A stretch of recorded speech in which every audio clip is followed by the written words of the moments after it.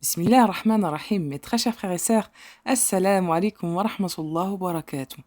تقبل الله منا ومنكم عيد مبارك سعيد كل عام وأنتم بخير. Vous savez, mes très chers frères et sœurs, les musulmans n'ont pas de festivité à l'exception de l'Eid al-Fitr et l'Eid al-Adha. Anas radiallahu anhu a dit, le messager d'Allah sallallahu alayhi wa sallam vint à Médine alors que les habitants de cette cité avaient deux fêtes. Durant ces 2 jours, des défilés et des festivités avaient lieu.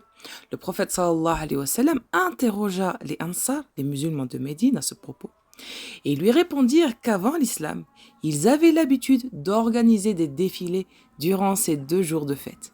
Le prophète sallallahu alayhi wa sallam leur a dit, à la place de ces 2 jours, Allah vous a choisi 2 autres jours qui sont meilleurs. Il s'agit de l'Eid al-Fitr et de l'Eid al-Adha, rapporté par Abu Daoud. Ces 2 fêtes font partie des bienfaits d'Allah Azzawajal pour lesquels nous devons faire preuve de considération et dont nous devons comprendre le sens. Et à travers cette vidéo, Inch'Allah, je vais citer quelques-unes des règles et les bienséances du jour de l'Eid. Règle numéro 1. Il est prescrit à tous les musulmans de tous les pays de répéter la formule du takbir de la nuit de l'Eid jusqu'à l'heure de la prière. Les ulama ont tiré cette règle du verset afin que vous complétiez le nombre et que vous proclamiez la grandeur d'Allah pour vous avoir guidé et afin que vous soyez reconnaissants. Surah 2, verset 185.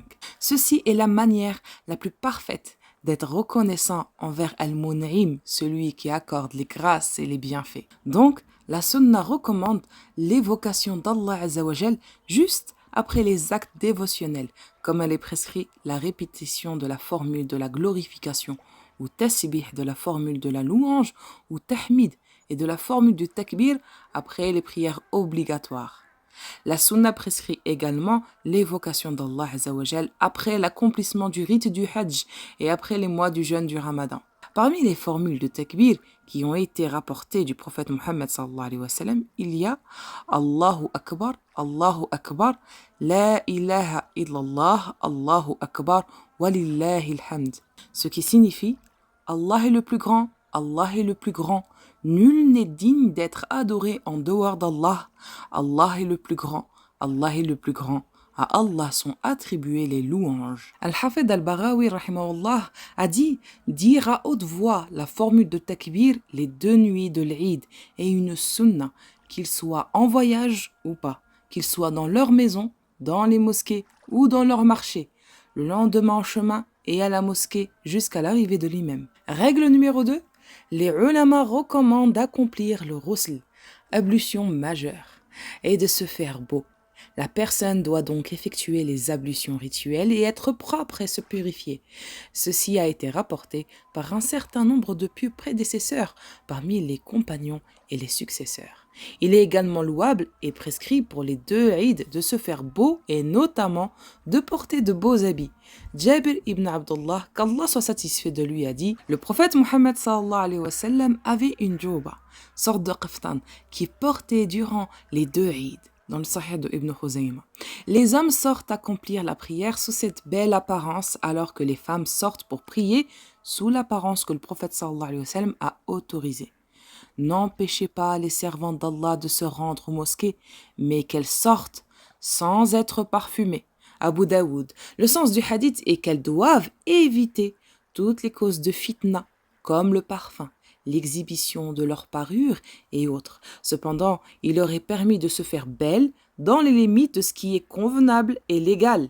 Il n'y a aucun mal à ce qu'elles exhibent leur atout devant les femmes et les personnes qui sont autorisées à les voir comme le mari et les mahrams, mais pas dehors.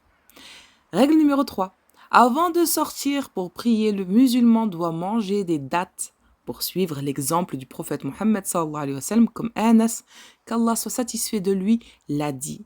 Le prophète sallallahu alayhi wa sallam ne sortait le jour de l'Eid al-Fitr qu'après avoir mangé des dattes. Il mangeait en nombre impair. Bukhari et Tirmidhi, Ibn Majah, Ahmed dans son Musannad. D'après Buraïda, le prophète sallallahu alayhi wa sallam ne sortait le jour d'Al-Fitr qu'après avoir mangé, et le jour du sacrifice, il ne mangeait qu'après être rentré après avoir accompli le rite et se nourrissaient de son offrande. At-Tirmidhi ibn Majah. Règle numéro 4. Les musulmans doivent veiller instamment à assister à la prière de l'Eid, car c'est une sunna confirmée. Le prophète Mohammed sallallahu alayhi wa sallam ne l'a jamais négligé dans aucun Eid jusqu'à sa mort. Ce qui confirme cela est que les petites filles et les femmes indisposées ont toutes reçu l'ordre d'y assister. Le prophète sallallahu alayhi wa sallam a même donné l'ordre à celle qui n'a pas de djilbab de s'en procurer auprès de ceux qui en avaient.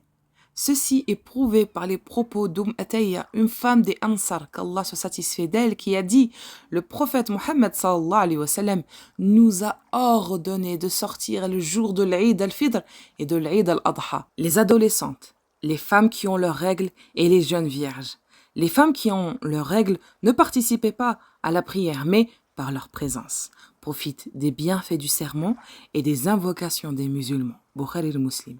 Le Cheikh al-Islam ibn Taymiyyah rahimahullah a dit « C'est la raison pour laquelle nous avons soutenu que la prière de l'Eid est une obligation individuelle, comme l'affirme Abu Hanifa et d'autres. C'est aussi l'un des deux avis de l'imam al-Shafi'i et l'un des deux avis des Hanbalites. Quant à l'opinion selon laquelle elle n'est pas obligatoire, elle est loin de la vérité, car c'est l'un des rites les plus importants de l'islam et le rassemblement des gens pour l'accomplir est plus grande que leur rassemblement pour effectuer la prière du vendredi. Majmou' al-Fatawa. Il est recommandé aux musulmans d'écouter le sermon en raison de ses bienfaits des invocations, du dhikr et de la science religieuse que cela implique. Règle numéro 5. Il n'y a ni adhan ni iqama dans la prière de l'Eid. Ibn Abbas et Jabir, qu'Allah soit satisfait d'eux, disent qu'on ne lançait pas l'adhan les jours de l'Eid al-Fitr ou de l'Eid al-Adha. Bukhari al-Muslim. Et Jabir ibn Sumra a dit « J'ai prié avec le messager d'Allah sallallahu alayhi wa sallam les deux Eid plus d'une fois, sans adhan ni iqama. » Muslim. Règle numéro 6. Il est prescrit d'être généreux avec sa famille et les enfants les jours de l'Eid, en mettant à leur disposition de quoi les réjouir et les divertir, dans les limites autorisées par Allah Azza wa Jal. Règle numéro 7. S'adresser des vœux à l'occasion de l'Eid est une bonne chose, car les compagnons du prophète Mohammed sallallahu alayhi wa sallam le faisaient. Jubayr ibn Nafir, qu'Allah lui fasse miséricorde, a dit « Les compagnons du prophète Mohammed sallallahu alayhi wa sallam se disaient lorsqu'ils se rencontraient le jour de l'Eid « Taqabbalallahu minna wa minkum » qu'Allah agrée nos actes ainsi que les vôtres. Règle numéro 8.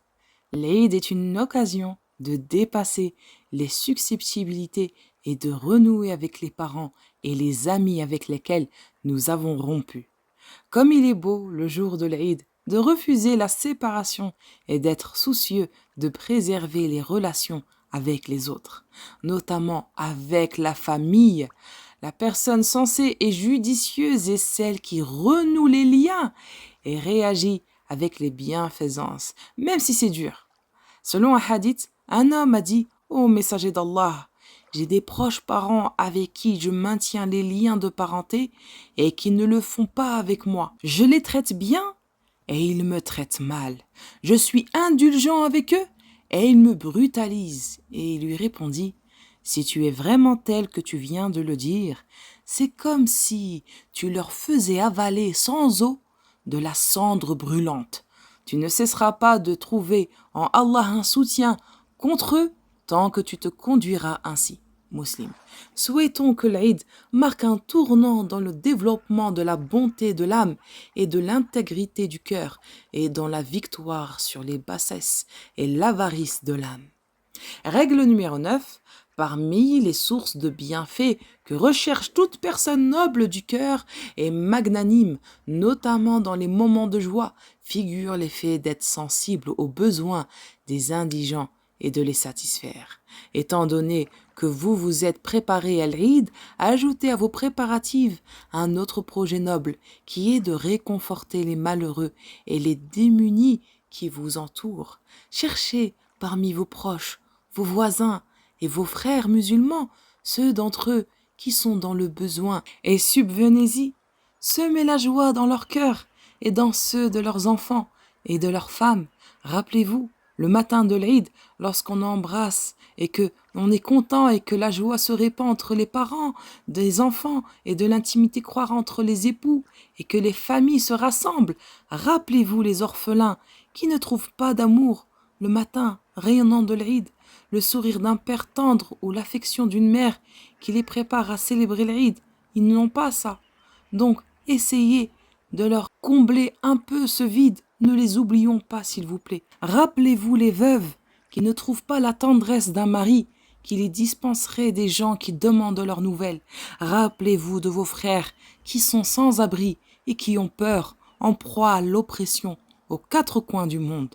Ne les oublions pas dans nos invocations. Rappelez-vous de tout cela et faites don de ce que vous pouvez dans ces situations pour obtenir la satisfaction et la générosité d'Allah Azzawajal. Et enfin, règle numéro 10, il y a des gens qui sont laxistes le jour de l'Eid vis-à-vis des règles qui doivent être respectées. Citons à titre d'exemple les femmes qui exhibent leur atout et leur parure en présence des personnes qui ne sont pas leurs maharim, la mixité sous prétexte des liens familiaux, les salutations entre femmes et hommes qui ne sont pas des maharim pour elles. Ces actes sont illicites, haram et prohibés par l'islam. En vertu de preuves évidentes, l'Eid et la joie ne justifient pas l'accomplissement de ce qui est interdit. Louez Allah Azzawajal, il impose d'éviter ces actes et de s'en éloigner. Certaines personnes croient qu'il est prescrit de consacrer la nuit de l'Eid au qiyam, la prière nocturne. Un hadith est rapporté à ce sujet, mais il a été inventé et ne peut donc pas servir de preuve. Et consacrer également le jour de l'Eid à la visite des tombes n'a rien à voir avec la sunna. Il incombe à l'être humain, à sa famille, à ses enfants, lorsqu'ils sont contents et heureux, de ménager les sentiments des autres et de tenir compte des règles à observer sur la route et dans la manière de se comporter avec les gens. Et voilà mes très chers frères et sœurs, nous sommes arrivés à la fin de cette vidéo. Ne m'oubliez pas dans vos invocations. Taqabbalallahu minna wa minkum. Dumtum fa'aitillah wa amani. Wassalamu alaikum wa rahmatullahi wa barakatuh.